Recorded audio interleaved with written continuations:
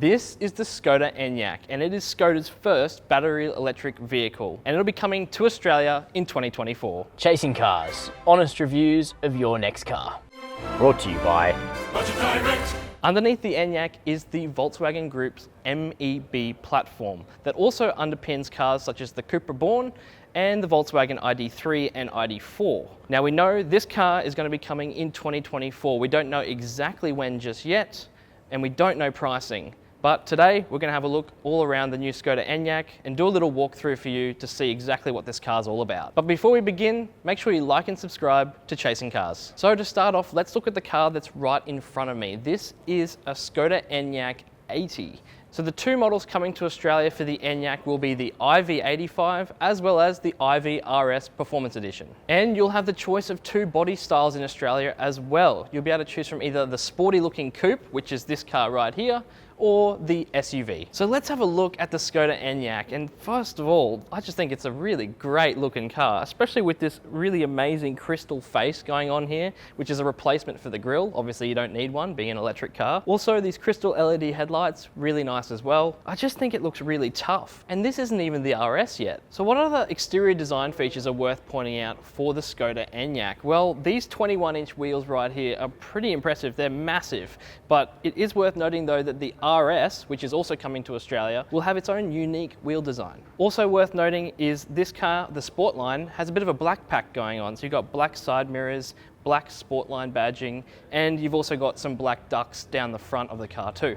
So what's it like around the back of the Škoda Enyaq? Well, inside you get 570 litres worth of space for the coupe, but you get 585 litres of space for the SUV. And you've got plenty of nooks and crannies back here in the Škoda Enyaq. You've got a really deep well down here that's really, really deep. You can fit a lot of stuff in there, which is really impressive. And you've got an EV charging cable bag as well. So you probably want to know what it's like inside the Enyaq, and we've got a first look at this interior. And let me tell you, it's pretty premium. Škoda has spec'd this pretty high. This is the Sportline overseas. The first thing to note is these seats. They're really comfortable. They're sports seats. They're finished in a nice sort of suede material, which is really lovely. And they seem really bolstered and really comfortable. So we'll have to see how that is when we actually get to drive the car, but that probably won't be until next year. Now, also to note is the main touch points, such as this lovely leather steering wheel. It feels very much like an Octavia's steering wheel. I love the Octavia, so this is a great steering wheel in my opinion. Also, it's got lots of soft touches around the center screen here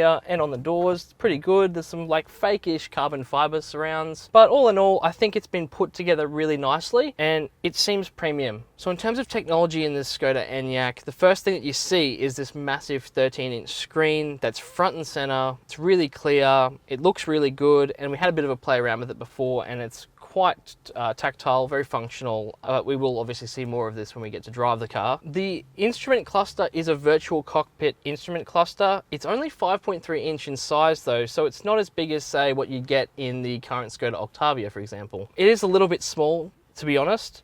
You do get a heads-up display, but I think it could have been at least 10 inches in size. That's what most cars have got these days anyway. So in terms of functionality and how everything's organized and laid out in the Škoda Enyaq, look, it's pretty good in typical Škoda fashion. There's a floating center console here. You've got two USB-C ports in here.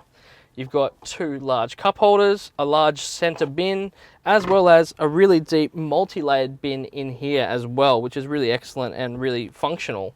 And just to add as well, there's pretty large door bins for drink bottles, and you've got a Canton sound system as well on this particular model. So sitting in the back seat of the Škoda Enyaq, it's pretty comfortable back here. These seats are sort of sculpted to your body, which is really nice and a little bit sporty as well. Got plenty of knee room, really good headroom because of this glass roof, which is really impressive and really sort of expansive across the whole top of the car. And tow room's pretty good as well, no complaints there. Do have two USB-C ports back here. You've got your air vents, you've also got your climate control as well back here, and to top it all off, you've got little blinds here for privacy, especially if the kids need to have some quiet time. Škoda Australia has confirmed that the Enyaq will be available at launch with an 82 kilowatt hour battery pack.